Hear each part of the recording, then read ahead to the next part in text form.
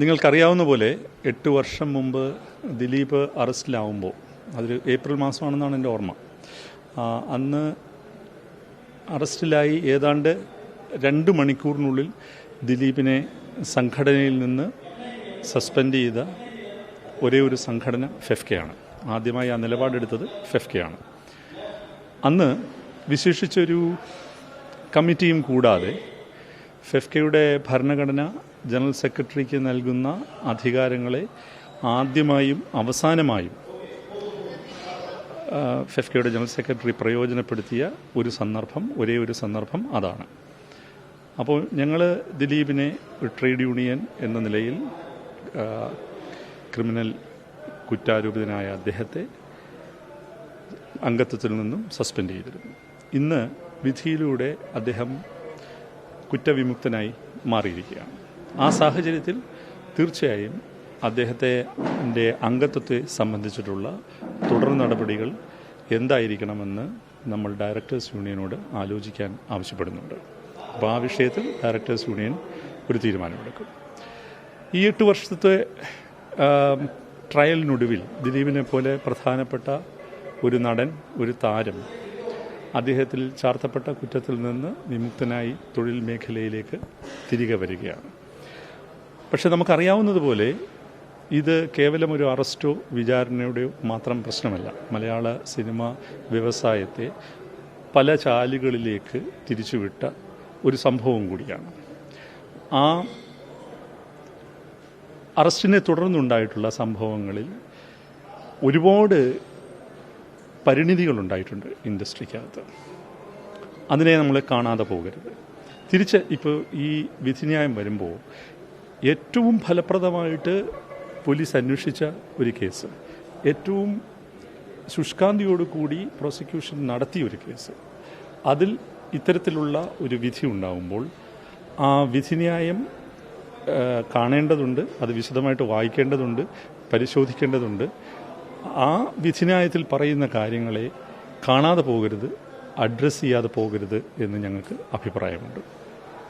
അപ്പോൾ അത്തരം കാര്യങ്ങളിലേക്ക് ഒരു സംഘടന എന്ന നിലയിൽ കടക്കാൻ ഞങ്ങളിപ്പോൾ ഉദ്ദേശിക്കുന്നില്ല. പക്ഷേ അത്തരം കാര്യങ്ങൾ ഈ കേസിൻ്റെ പ്രത്യാഘാതങ്ങളിലൂടെ കടന്നുപോയ ഒരു തൊഴിലാളി പ്രസ്ഥാനം എന്ന നിലയിൽ അത്തരം കാര്യങ്ങളെക്കുറിച്ച് അറിയാനും അതിനെക്കുറിച്ച് കൂടുതൽ വിശദമായി ചർച്ച ചെയ്യാനും ഞങ്ങൾക്ക് ആഗ്രഹം. അപ്പോൾ കോടതി വിധി വന്നപ്പോൾ തന്നെ സംഘടനയിലേക്ക് തിരിച്ചെടുക്കണമോ എന്നുള്ള കാര്യം ആലോചിക്കുകയാണ്.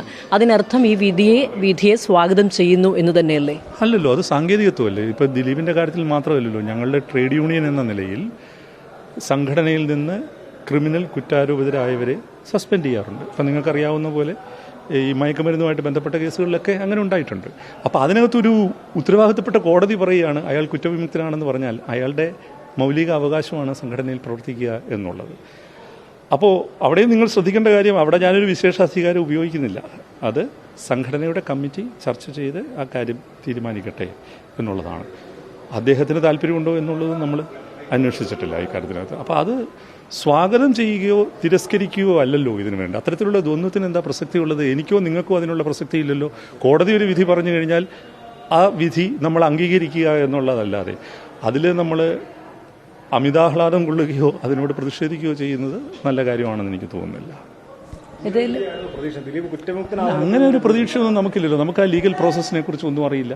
പക്ഷേ ഒരു കാര്യമുണ്ട്, ഇതിൻ്റെ ഒരു ഘട്ടത്തിലും ഇതുമായിട്ടുള്ള അന്വേഷണത്തോട് ഏതെങ്കിലും രീതിയിൽ മാറി നിൽക്കുന്ന ഒരു സാഹചര്യം ഉണ്ടാകരുത് എന്നുള്ളത് ഞങ്ങൾ ഉറപ്പുവരുത്തിയിട്ടുണ്ട്. ഞങ്ങളുടെ നിരവധി അംഗങ്ങളെ പോലീസുകാർ ചോദ്യം ചെയ്തിട്ടുണ്ട്. ഒരു മര്യാദയും ഇല്ലാതെ ചോദ്യം ചെയ്തിട്ടുണ്ട്. ഇന്ന് ഞാൻ പറയാൻ ആഗ്രഹിക്കുകയാണ്, ഒരു മര്യാദയും ഇല്ലാതെ ചോദ്യം ചെയ്തിട്ടുണ്ട്. ഭീഷണി ഉപയോഗിച്ചു. അതിലൊക്കെ ഇപ്പം ദിലീപ് പറഞ്ഞതുപോലെ ഇത്തരത്തിൽ ഒരു ഉന്നത പോലീസ് ഉദ്യോഗസ്ഥ ഒരു ഗൂഢാലോചന നടത്തി ഒരു കഥ മെനയുകയായിരുന്നു അങ്ങനെ പറഞ്ഞിട്ടുണ്ട്. അപ്പോൾ അത്തരത്തിൽ അപ്പോൾ അങ്ങനെയാണെങ്കിൽ ഇങ്ങനെ വളരെ ക്രൂരമായോ അല്ലെങ്കിൽ ഇത്തരത്തിൽ നിങ്ങളുടെ തൊഴിലാളി സംഘടനയിൽപ്പെട്ടവരെയൊക്കെ ഇങ്ങനെ ചോദ്യം ചെയ്ത് ബുദ്ധിമുട്ടിക്കുകയായിരുന്നോ പോലീസ് സംഘം എന്ന്? ഇന്ന് ഞാൻ പറഞ്ഞത് താങ്കളൊന്ന് മനസ്സിലാക്കുക. ഞങ്ങളുടെ സംഘടനാ അംഗങ്ങളെ ചോദ്യം ചെയ്ത രീതി പലപ്പോഴും ഞങ്ങളെ അവരറിയിച്ചിട്ടുണ്ട്, അവരുടെ ബുദ്ധിമുട്ടുകൾ.